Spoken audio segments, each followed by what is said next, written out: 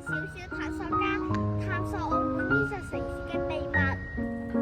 大熊貓、松鼠猴、大家長臂猿，澳門現有嘅哺乳類動物有10種咁多，植物類1763種，鳥類有179種，昆蟲類181種，甲殼類1種，真係好豐富啊！蟹 ？No no， 唔係大閘蟹，係澳門南海溪蟹。於2018年發現嘅澳門特有品種，佢生活喺路環島，數量十分稀少。5月22日為國際生物多樣性日，今年嘅主題係萬物共生，和美永續。美麗的澳門住住咁多可愛嘅小生物，我哋一齊好好保護佢哋啊！耶！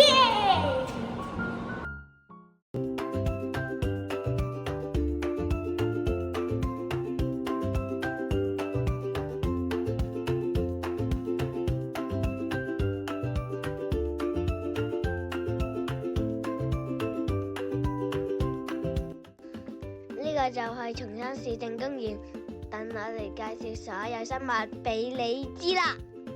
呢隻龜係蘇卡達象龜，佢食牧草、青草，偶然仲會食仙人掌。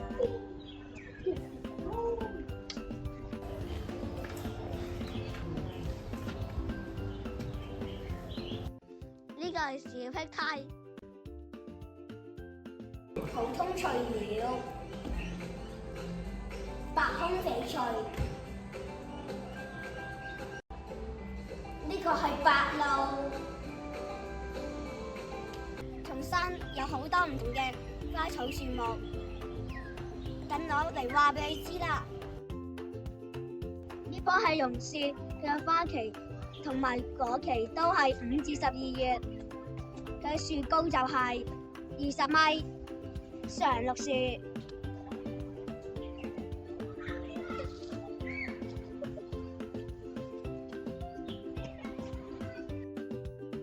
呢棵係鳳凰木，嘅花期係6至7月，佢果期係8至10月。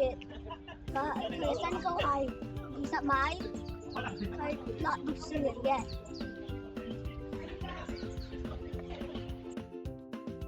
呢棵係石栗。佢嘅花期係4至10月，佢冇果期嘅。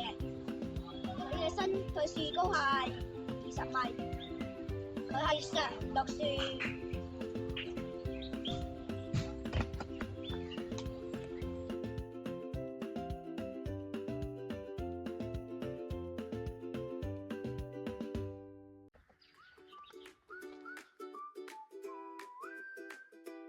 咦，Samson，你喺度做緊乜嘢啊？我喺度揾緊澳門特有嘅生物啊！吓，澳門咁細，乜咁多有特有嘅生物嘅咩？咁你就有所不知啦。你有冇聽過亞馬遜熱帶雨林啊？梗係有啦，亞馬遜熱帶雨林係地球上面公認物種最豐富嘅地方之一嚟㗎嘛。咁我哋就用佢同澳門做個比較啦。澳門雖然真係好細，只係得33.3平方公里，亞馬遜雨林嘅面積足足大過澳門10萬倍㗎。但係你估都估唔到，單計已經發現同記錄到嘅所有生物，澳門嘅物種密度竟然比亞馬遜雨林足足高咗480倍啊！澳門真係好似一個裝滿各種生物嘅寶箱咁啊！其實澳門有好多專屬嘅物種㗎，比如用澳門命名嘅澳門馬蜂、澳門細蟻、澳門南海溪蟹，仲有2024年新發現嘅寶石激景水龍蟲啊，全部都係澳門先有噶。仲有啊，你知唔知啊？絕跡咗超過10年嘅歐亞水獺，近年喺路氹海岸同埋附近嘅紅樹林重新發現到佢哋嘅蹤跡啊！咁就證明咗澳門同周邊區域嘅生態修復係有成效噶。將來仲可能有更多超色嘅物種回歸添，甚至仲有機會揾到全新嘅物種啊！哇，係咪真㗎？咁我哋就等乜嘢啊？仲唔快啲去揾下？好啊，咁我哋就一齊揾啦！出發！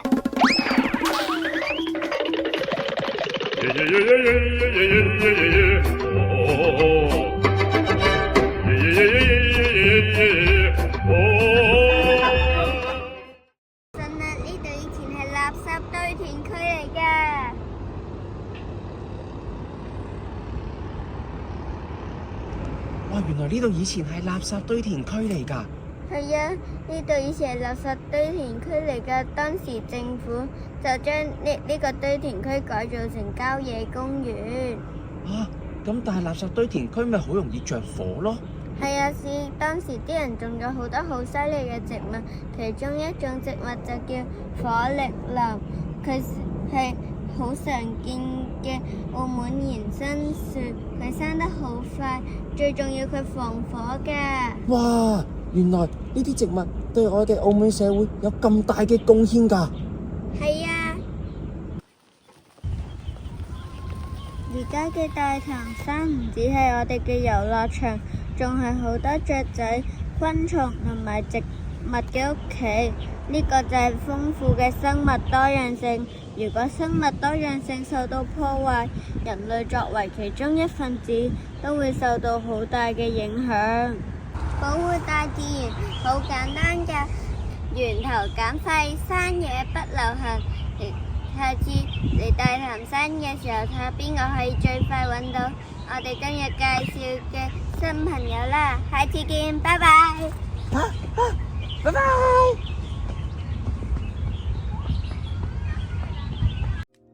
大家好，我今日嚟到澳門科學館，帶大家嚟睇生物多樣性展廳。生物多樣性係指各種各樣組成地球生物嘅基因、物種、生態系統，為三個層面，包括遺傳多樣性、物種多樣性、生態系統多樣性。呢隻係超形蟲啊！呢隻係推糞金龜啊，好臭啊！我今日學到一種新知識喎，原來島嶼係生物種誕生嘅搖籃嚟噶喎。島上嘅生物為咗適應環境而發生咗基因改變。澳門細蟻可能係受到青洲山島嶼嘅環境而演化出嚟嘅。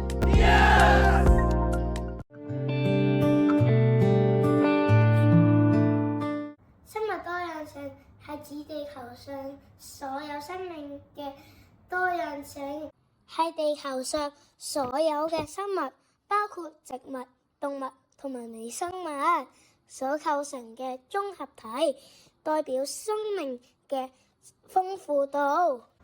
目前地球上大約有870萬嘅物種，已知嘅大約有210萬種。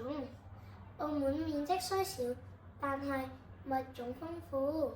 根據2025年嘅調查，澳門大約有4100多種物種數量，涵蓋天空、陸地同埋海洋，好似我哋常見嘅麻雀、蝸牛、榕樹同埋彈頭魚等。2024年，澳門鳥類物種數量有311種，係2023年嘅3倍。主要原因可能係氣候變化，令到好多候鳥都嚟到澳門。就好似大家都認識擁有一張黑色長長嘴巴嘅黑面琵鷺，佢哋本身喺北方，例如韓國等地繁殖，每年1月至3月就會喺中國南方沿海避寒。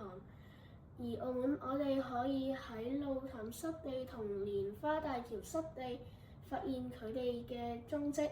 香港觀鳥會每年1月都會舉行黑面琵鷺全球同步普查，監測全球黑面琵鷺嘅數量同埋分佈。2025年全球就有7081隻，而澳門就發現咗16隻。正正係我哋身邊呢個顯神通嘅動物植物，一齊編織成澳門呢張神奇嘅生命之網。所以保護佢哋嘅家就係保護我哋共同嘅家園。希望大家一齊保護我哋嘅家園啦！拜拜。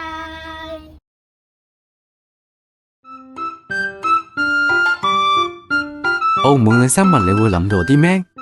係咪澳門旅遊代表黑面琵鷺？根據市政署嘅澳門生物資料庫提供嘅資料，咦，澳門現有嘅生物都唔少喎。我哋一齊去睇下嗰啲生物係點嘅樣啦。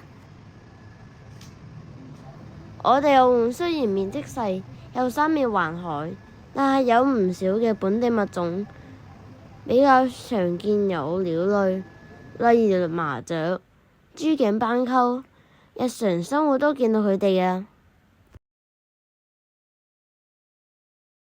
哇，原來澳門都有大麻鷹同埋貓頭鷹㗎。呢隻少數喺地面生活同築巢嘅貓頭鷹，東方草鷯好似細路嚟咁得意啊！除咗鳥類，仲有哺乳類動物，連穿山甲都有添。呢隻黑框蟾蜍都係澳門常見㗎，佢鍾意喺夜晚活動，唔知大家有冇見過佢呢？仲有蛇同蜥蜴嘅爬行類動物。哇，唔通連亞洲黑熊都係我哋澳門本土生物？梗係唔係啦！呢隻亞洲黑熊 Bobo 係當年被偷運入一間餐廳，當時嘅澳門政府去到廚房救出嚟嘅，係外地物種。連年瀕危嘅中華白海豚、國家一級保護動物布氏鯨都係我哋嘅本土動物。最勁嘅係澳門有自己嘅特有物種㗎，有澳門巨蚊、澳門細蟻，仲有澳門南海溪蟹，淨係澳門先有㗎。澳門都有好多唔同種類嘅生物，睇嚟我哋澳門環境保育方面都做得唔錯。如果大家想了解澳門唔同種類嘅生物，可以去市政署嗰邊嘅網站，發掘同認識更多澳門本土生物啦。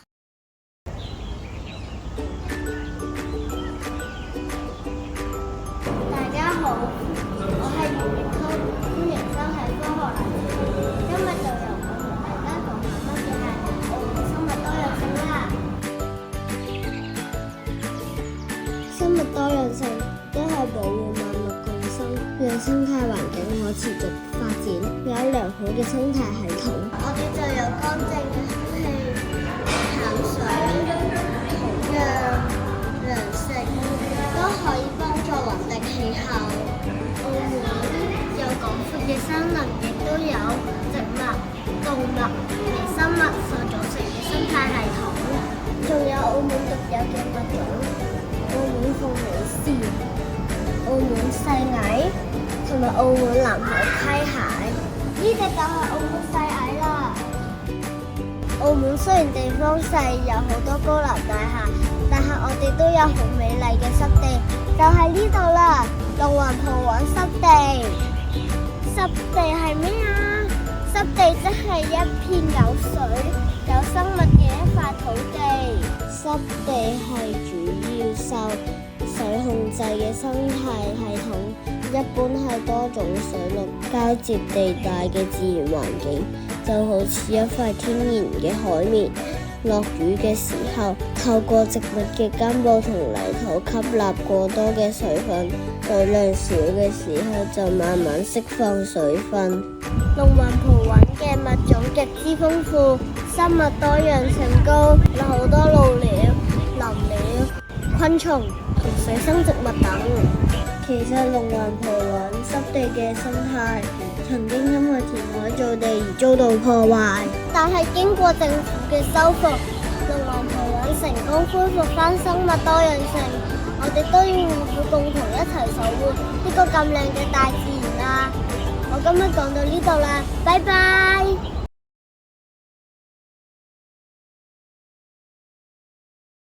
科學冷知識，澳門生物多樣性。大家好，我係 Class B班17號希日。我今日同大家介紹下生物多樣性 （Biodiversity）。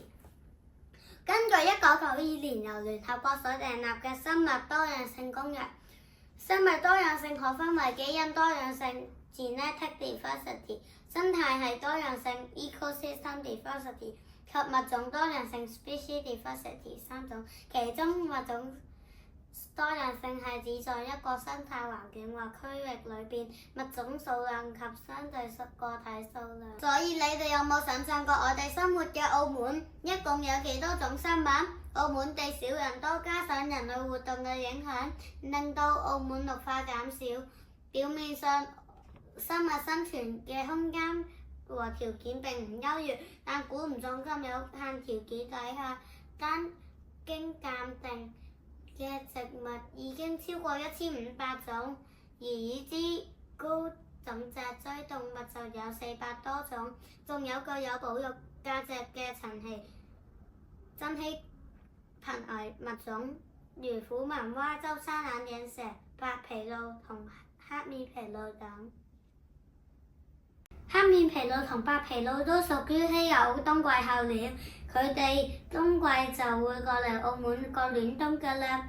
立眼睇，黑面琵鷺同白皮鷺生得極為相似，但仔細睇仲係可以發現到有明顯區別。以個體去比較，白皮鷺嘅體型更大，再望真啲，白皮鷺仲有長長的美腿添，而叫得黑面琵鷺。顧名思義，成塊面都係黑色㗎啦。佢前額、臉、眼周和眼線全為黑色，而且同嘴嘅黑色融為一體。但白皮鷺嘅眼周係白色嘅。仲有，雖然兩種皮鷺嘅嘴都好似匙羹咁樣形狀，但白皮鷺嘅嘴前端係黃色嘅，形狀仲更加長而上下扁平嘅。再講多啲，你哋知澳門旅遊局嘅吉祥物就係一隻黑面琵鷺，係咪好得意呢？黑面琵鷺係全世界6種琵鷺中數量最稀少嘅，所以你哋睇候鳥時千祈唔好打擾佢哋啊！仲要從身邊小事做起，好好保護澳門環境。唔係嘅話，佢哋以後唔會過嚟澳門過冬㗎啦。澳門又少咗一種動物啦。今次介紹到呢度，下次再見，拜拜。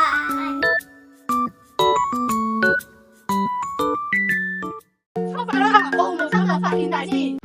哇！我捉到一隻大甜蟹啊！你知唔知道啊？嗰度住咗一隻真正嘅大甜蟹啊！我就可以喺 Pokemon 圖鑑入邊揾到唔同我們生物嘅影子㗎。咁我從澳門自然網嘅幾個大隊分別講嘅係個冷知識啦。鳥類冇天鵝同埋黑臉琵鷺，佢哋同樣係優雅嘅長頸長腳水鳥，雖然顏色唔同，但身形同埋氣質好似。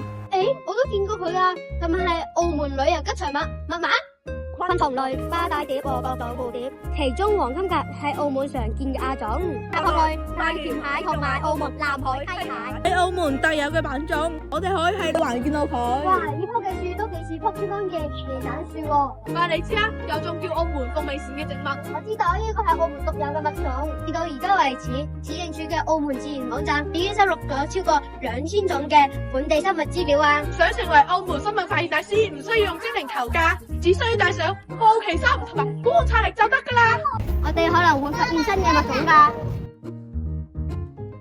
李世明，你知唔知澳門唔只係我哋平時見到嘅五光十色高樓林立，其實澳門仲係一個藏住鮮為人知嘅自然秘境。你睇過啲蝴蝶？通常啲蝴蝶如果佢哋需要能量嘅話呢，佢哋就會打開對翼曬下太陽。特別冬天啊，好多時我哋會喺水間度會見到蝴蝶喺度曬太陽取暖咯。蜻蜓有個習性，就如果佢哋覺得曬得滯，佢哋個 pat pat 咧就唔會平放，就會打直一柱擎天咁。咁太陽射落去，咪就射到佢個頂咯，咁佢個肚就可以散熱咯。呢啲都係澳門可愛嘅一面。下次行過濕地或者山徑，不妨放慢腳步，話唔定可能撞到曬緊太陽嘅蝴蝶，趷起屁屁嘅蜻蜓，或者某位懶緊床嘅候鳥明星呢？大家知唔知道喺澳門青洲山山腳下面居住着一批很少嘅居民，佢哋叫做澳門細蟻。澳門細蟻居住喺地下嘅深處，係典型嘅地下居民。佢哋會喺地下起隧道揾嘢食，偶然仲會見到一啲大怪獸。唔好好以為澳門細蟻咁細粒好好蝦㗎，佢哋其實會捕食蜈蚣㗎。你哋又知唔知道澳門細蟻係點發現嘅呢？2017年，澳門昆蟲學家梁志文喺青洲山嗰度無意間發現咗澳門細蟻，經過鑑定，呢個確實係細蟻屬嘅新物種。澳門細蟻係喺澳門特別行政區成立之後，第一個以澳門命名嘅昆蟲。澳門細蟻佢體積雖然好細，但係佢喺生態系統中扮演着重要嘅角色，係土壤健康入邊小守護者。澳門細蟻係澳門行政區成立之後第一個以澳門命名嘅昆蟲。呢個就係澳門細蟻嘅故事，小新區大意義。我哋今次嘅主題係生物多樣性。你知唔知生物多樣性就好似一個大型嘅生命圖書館，每個物種都係一本獨一無二嘅書，記載住演化嘅智慧、食物、藥物，好多都嚟自自然界。生物多樣性對人類真係好重要㗎。我仲知呢個圖書館有3層，第一層係物種多樣性，每一種物種、每個生物都係特別嘅存在。第二層係基因多樣性，就好似我哋班嘅同學都係人類，但係各有特長，動植物都有成千萬種嘅基因組合。第三層係最神奇嘅生態系統多樣性，最具代表就係紅樹林，濕地就係天然淨水器，森林就係空氣淨化機。咁樣你知唔知全球每一個鐘就會有3個物種消失？如果咁樣繼續落去嘅話，地球上嘅有啲物種可能仲會絕種。我哋澳門呢個地方雖然細，位於熱帶北邊，氣候溫暖濕潤，所以澳門嘅生態環境好有特色。路環同埋氹仔嘅樹木格外茂密，孕育住好多珍貴嘅生物，其中就有全球瀕危嘅候鳥黑臉琵鷺。佢哋每年都會飛嚟澳門度過寒冷嘅冬天。澳門都面臨紅樹林嘅面積大幅減少，棲息喺紅樹林嘅鳥類數量下降，周邊魚類資源減少。我哋今日嚟到呢個地方，呢片紅樹林係鳥類嘅重要棲息地。我頭先見到好幾隻白鷺喺度搵緊嘢食，紅樹林為佢哋提供咗食物同埋棲息嘅場所。呢片紅樹林雖然唔大，但係佢嘅生態功能好重要，我哋要好好保護佢。保護紅樹林就係保護生物多樣性，都係保護我哋自己嘅環境。澳門嘅紅樹林曾經好茂盛，但係而家因為城市嘅發展，而家都得返幾個保護區，環境污染都影響咗紅樹林嘅健康。我哋要好好保護呢片小小嘅紅樹林，唔要亂拋垃圾，減少污染。參加環保活動，學習保育知識，向更多人宣傳紅樹林嘅重要性。聽下呢啲鳥叫聲就喺度提醒緊我哋，保護生物多樣性就係保護我哋自己嘅未來。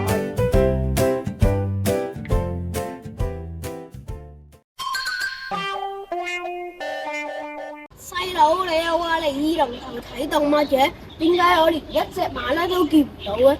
哥哥，你有所不知啦，為咗俾馬騮仔更加舒適嘅居住環境，佢哋12月中已經搬咗去台灣郊野公園啦。咁馬騮住喺呢度有咩唔好啊？二龍喉公園同松山嘅環境都好好，但經常有人餵小動物食嘢，咁樣就對佢哋嘅健康有影響啦。咁細佬，你又知唔知近呢幾十年澳門急速發展，但我哋仍然好努力咁喺發展同保育之間尋找平衡。我知，就好似路氹城生態保護區保育咗多種鳥類，致力發展人與自然和諧共生，亦都為區域生物多樣性，好似候鳥遷徙咁提供咗支持。雖然冇得睇馬騮，但係呢度環境優美，有好多小動物喺度生活。澳門土地資源短缺，我哋要好好珍惜我哋嘅大自然啊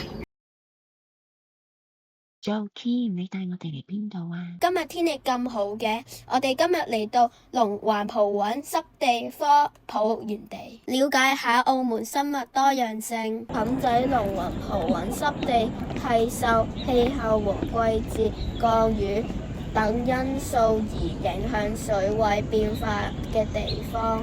呢個就係枯水期嘅常態現象，當中對鳥類嚟講，特別係季節性嘅候鳥，仲係似一個美食廣場嘅重要補給站。豐富嘅低棲生物，例如小魚、小蝦，甚至係貝類都好容易捉到，所以成為鳥類揾嘢食嘅好地方。踏入候鳥季，澳門喺2025年10月底已迎來澳度冬嘅黑臉琵鷺，冬去春來，萬物生機盎然。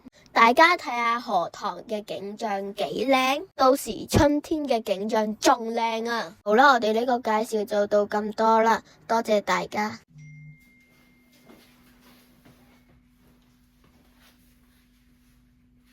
Look! My aunt just sent me this awesome photo she took at the ecological trail in Taipa. Hi friends, do you know that Macau isn't just about shiny casinos? It is also a secret home for some amazing birds.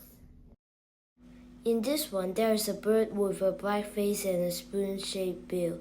Can you believe it? It is called black-faced spoonbill. Aunt May said that they use their spoonbills to scoop up fish from the water. So cool! And look at this! A whole group of them flew all the way from cold places to rest in Macau warm wetlands. Only about 7,000 of these special birds are left on Earth, so it is super lucky we can see them here. So next time you're in Macau, skip the busy street for a minute. Visit the Taipa Trail.